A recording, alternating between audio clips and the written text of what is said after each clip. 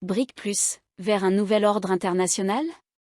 Avec l'entrée de l'Égypte, de l'Éthiopie, de l'Arabie Saoudite, des Émirats Arabes Unis et de l'Iran dans les BRIC début 2024, le groupe incarne désormais un ensemble d'États influents sur la scène internationale, représentant 46% de la population mondiale et 29% du PIB mondial.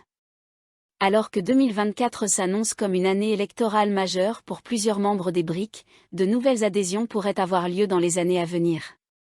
Sommes-nous à l'aube d'un ordre international alternatif? Quels sont les atouts stratégiques des BRIC+? Peuvent-ils incarner la voie du Sud global? Entretien avec Jean-Joseph Boyau, chercheur associé à l'IRI, spécialiste de l'économie indienne et du monde émerge. Un nouveau mandat pour Vladimir Poutine en Russie, un revers historique pour l'ANC en Afrique du Sud, une victoire étroite de Narendra Modi en Inde, des élections à venir en Iran après la mort d'Ebrahim Raïssi et en Éthiopie. 2024 est une année électorale charnière pour de nombreux pays des BRIC+. Faut-il s'attendre à des répercussions sur l'agenda international des BRIC+? C'est possible, car les BRIC+, sont un groupe assez hétérogène. Il suffit, comme on l'a vu en Argentine, qu'un Javier Milei, libéral pro-américain, soit élu pour quitter ce groupe.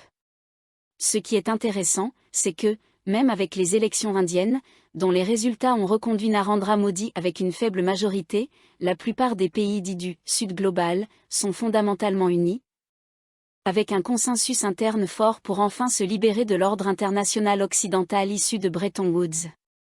Ainsi, hormis une ou deux exceptions, des changements de gouvernement peuvent avoir lieu sans remettre en cause ce consensus très fort.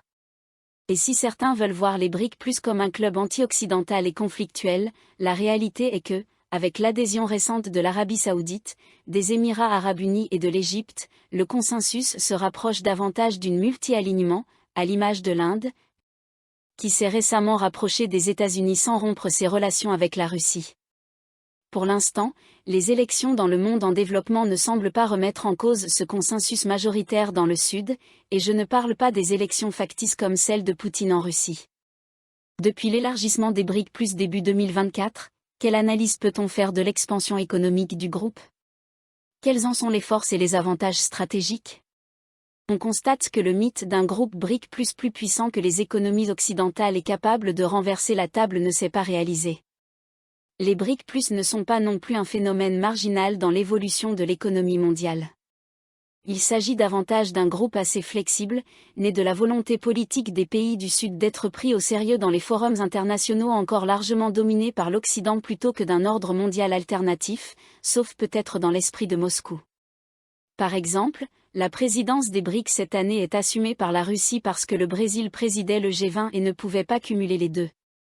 Si l'on regarde la manière dont la Russie dirige les sessions préparatoires du sommet de Kazan en octobre, on voit que l'agenda est relativement vide, peu de réunions et aucune décision prise. Sur le plan monétaire, l'idée d'une monnaie commune, par exemple, n'a pas avancé. D'une certaine manière, cela rassure, au lieu d'évoluer vers un monde conflictuel entre deux blocs, on s'oriente vers une confrontation sud-nord, mais au sein de l'architecture internationale existante, notamment autour d'institutions à réformer, comme le FMI et la Banque mondiale, encore largement dominés par les pays occidentaux, contrairement à l'ONU où les pays du Sud sont beaucoup mieux représentés. Il est toutefois à noter que l'entrée de l'Arabie Saoudite, de l'Iran et des Émirats Arabes Unis tend à renforcer une certaine cartélisation du monde, sous l'égide des BRIC dans des domaines clés comme les matières premières, l'alimentation, l'énergie et les métaux. Certains pays du Sud disposent désormais d'un fort levier politique sur ces ressources critiques. Cela pose problème, car la plupart des pays du Sud ne sont pas producteurs de ces matières premières. Il existe donc un risque que, au sein du club BRIC+, on assiste non pas à une confrontation, mais à une difficulté à trouver un équilibre entre les intérêts des pays producteurs et ceux des pays consommateurs.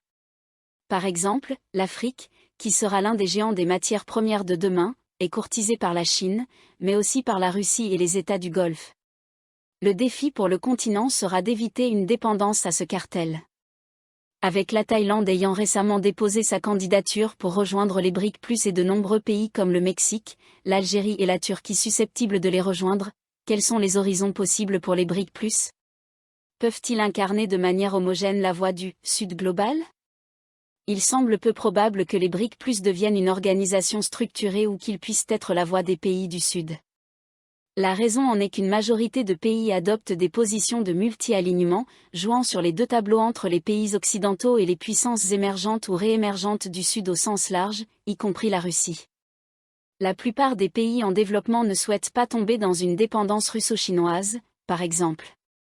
Ceux qui ont connu la guerre froide, comme l'Angola, s'en mordent les doigts. L'élargissement des BRIC, qui se poursuivra probablement à un rythme modéré, dilue relativement le pouvoir au sein de l'organisation et empêche un groupe de prendre le dessus. Cela explique la lenteur des progrès sur la question d'une alternative monétaire au dollar ou des décaissements réels de la Banque des BRIC, désormais dirigée par une Brésilienne. On s'oriente donc davantage vers ce qui pourrait être décrit comme un forum de rencontre, et notamment un forum pré-G20, car les BRIC ont pris l'habitude de se réunir avant chaque G20 ou autre sommet international majeur, dans le but d'harmoniser les positions du Sud et d'influencer collectivement les décisions, comme le faisaient les pays du G7. Il est donc plutôt positif que les BRIC s'élargissent à des pays représentant des visions et des intérêts un peu différents de ceux des 5 pays fondateurs, comme l'Algérie, l'Indonésie, le Vietnam et la Thaïlande, qui semblent sérieuses dans sa candidature. Il sera également intéressant de voir si l'élection du nouveau président du Mexique modifie la réflexion du pays sur son adhésion au club, à un moment où les États-Unis y sont totalement opposés. Parmi les 4 scénarios possibles décrits par le chercheur français Julien Vercueil, il semble que nous nous dirigions vers un scénario de poursuite de l'expansion des BRIC, plutôt que vers leur éclatement ou leur déclin. Mais dans ce scénario d'expansion, plutôt que de voir l'économie mondiale se diviser entre le Sud et le Nord, on s'oriente vers une contestation croissante menant progressivement à des réformes de l'ordre économique mondial.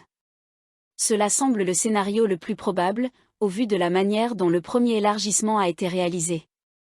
Le second élargissement pourrait ne pas avoir lieu en 2024, car l'Inde et le Brésil ne sont pas très enthousiastes.